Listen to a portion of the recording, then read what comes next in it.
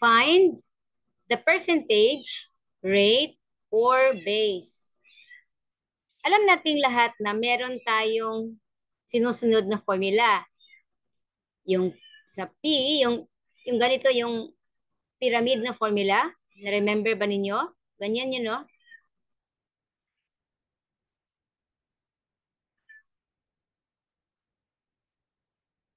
Ito yung base, I mean percentage. Ito yung base, and yung rate. Siyempre, pag percentage yung hinahanap, ang formula ay P equals P or base times rate. How about if ang base ang hinahanap? Ang formula niyan ay B times percentage over rate. O, how about if ang rate ay hinahanap? Ganito, rate equals percentage over base.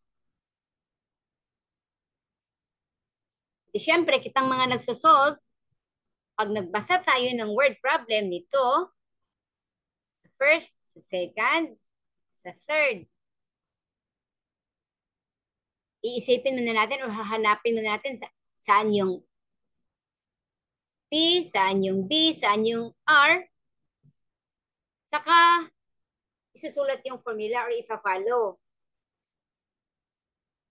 Ngayon, pwede naman nating gumamit ng ibang technique kahit na hindi natin gagamitin itong formula.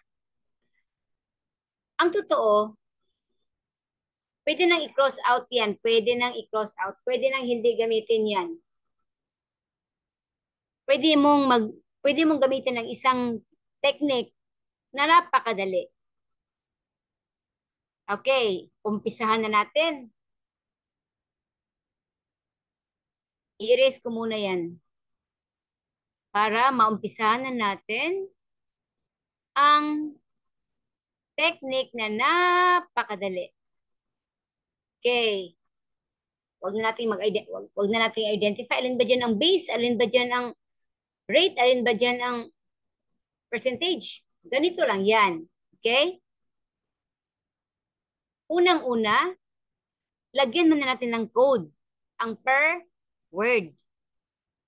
So, pag sinabi nating what, 'di ba? What? Alam mo ba ang what, 'di ba? Hindi.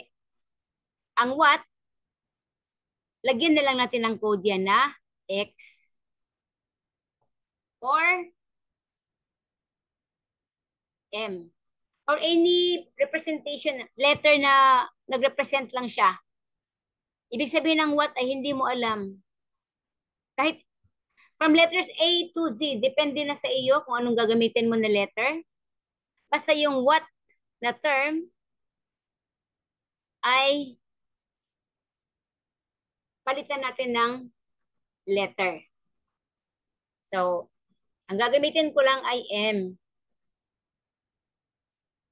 Depende na sa inyo kung anong letter ang gagamitin ninyo. Okay. M. Okay? Now,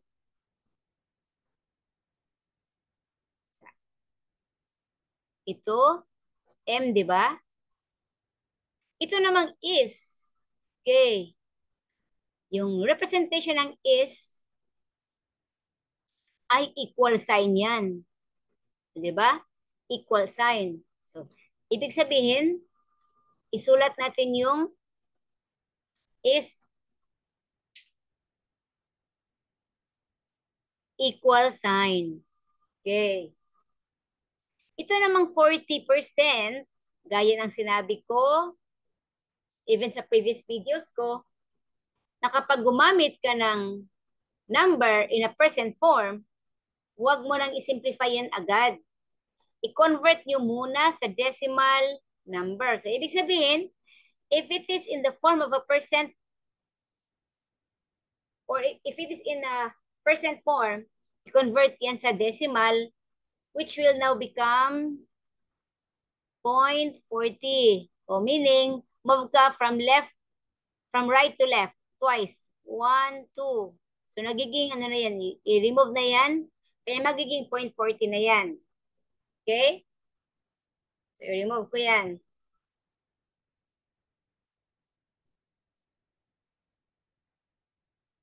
Magiging 0.40. Okay? Ito namang of. Okay. Ang of ay nag-represent ng times yan, times. Pero suggestion ko lang, huwag gumamit ng letter X kasi mapagkakamalan man yang variable.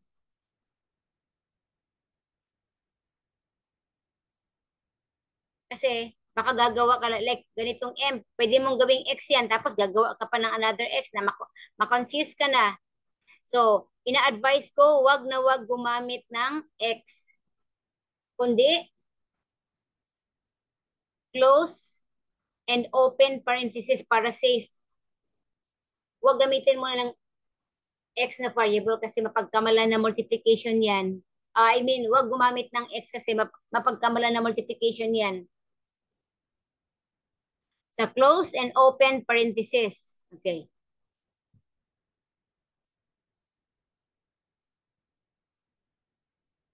So, close and open parenthesis kasi ilalagay mo dyan sa loob ang 90. Okay? Now, let's get the product of 0.40 and 90. So, 0.40 times 90. 0, 0, 36. Okay, 36. Move 1, 2. So 1, 2. Okay, this is cancel. So the answer will be yung M pala ay 36. So ibig sabihin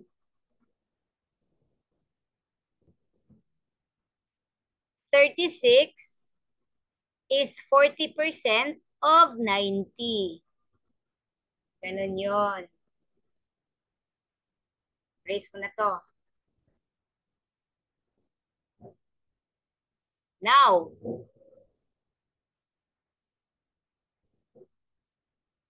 dito naman tayo sa number 2.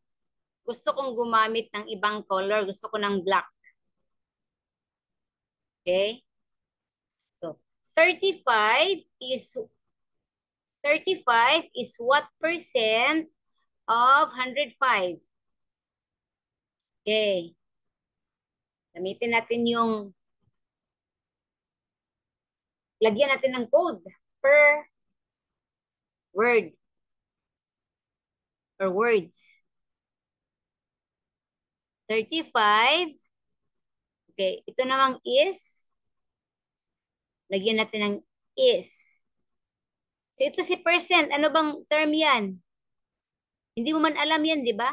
What percent? So anong gusto mong letter na gamitin natin? Pwede A, pwede Y, pero wag na wag lang yung X. Kasi pag nag-X ka, tapos ito naman si F ay nag-X ka din, nako, dyan ka ma-confuse. Lalong-lalo na dun sa nag-aaral pa lang, yung nag-learn pa lang, kung ano yun sa variables, para ma-avoid yung confusion. So much better if gumamit tayo ng ibang letter. Okay. Pwede B, o pwede, ano na lang, B. Oh, pwede letter B. What percent of, close and open parenthesis, of man yan. Di ba? Close and open parenthesis, tapos ilagay yung 105 sa loob. Okay, now, let's rewrite this. So, 35 equals, so, B times 105. Edi, 105B. Okay? Now, alin ba sa kanila ang may variable? Siyempre, itong 105. So, meaning, yung 105 divide 105 by itself. Sa right, ganun din ang gawin sa left. Para makancel yan. At ang matira ay letter B.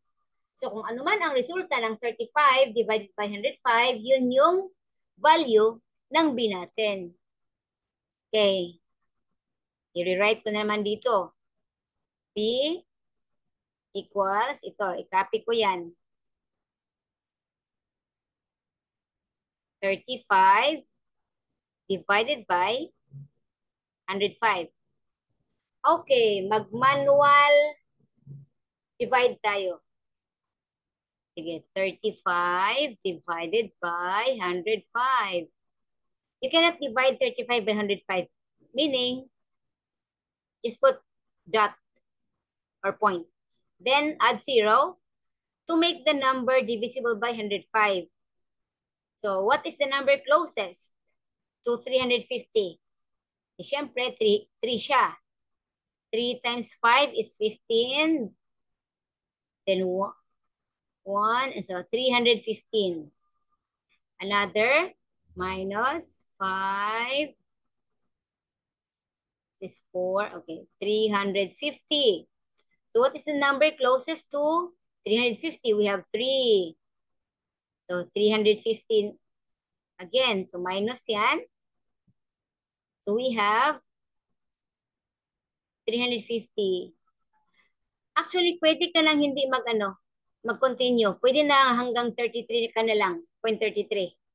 What is important is you end up with at least approximate number.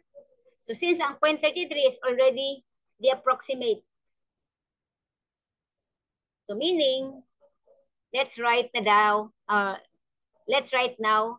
the quotient or the result 0.33. So meaning, the base is equal to 0.33. So when we complete the problem, let's go back to the question sa letter B. 35 is 0.33. Remember, hindi pa yan ang sagot kasi percent man yung hinanap. 0.33 pa yan. So meaning, you convert that to percent. So move twice. 1, 2. So 33%. Okay, yan yung final answer. Yung 0.33 result yun nung nag-divide ka sa 35 by 105. But since ang hinanap ay what percent, so the answer should be in a percent form. So let's write here, 35 is 33% of 105.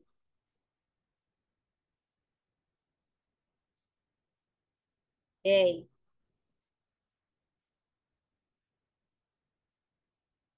For letter C, let's now proceed to question or problem number 3 or letter C. 12 is 25% of what number? Walang kahirap-hirap class, no? No need to identify which is the percentage, rate, or base. Just simply use the code. Okay. 12 is, ano nga ba yung is? Di ba equal sign?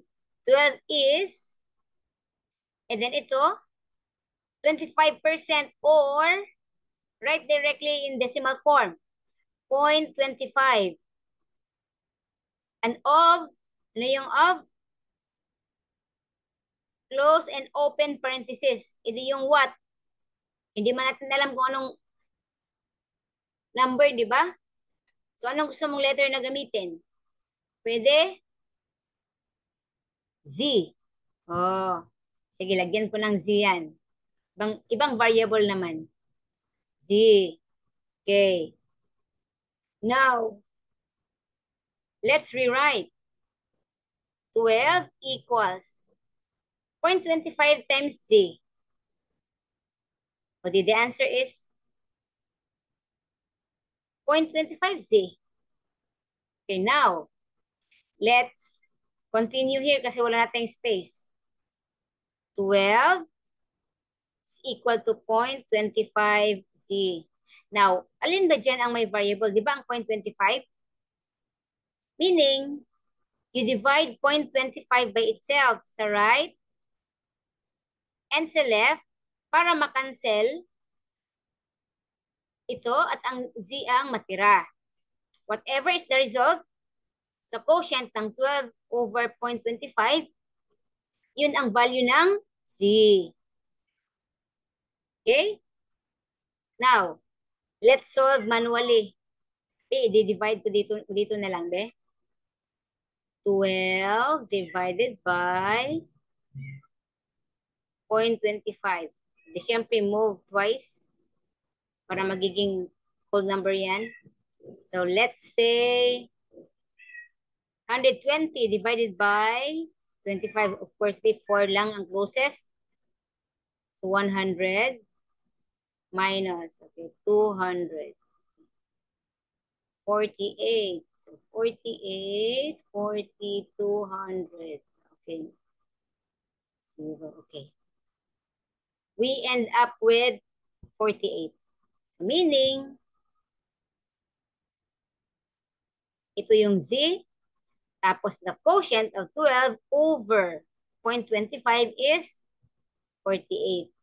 This means that 48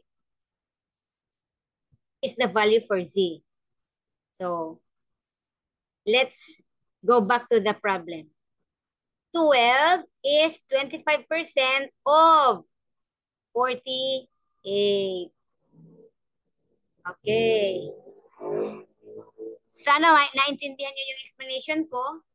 At kung pwede, i-share niyo yung video ko para naman marami tayong matulungan.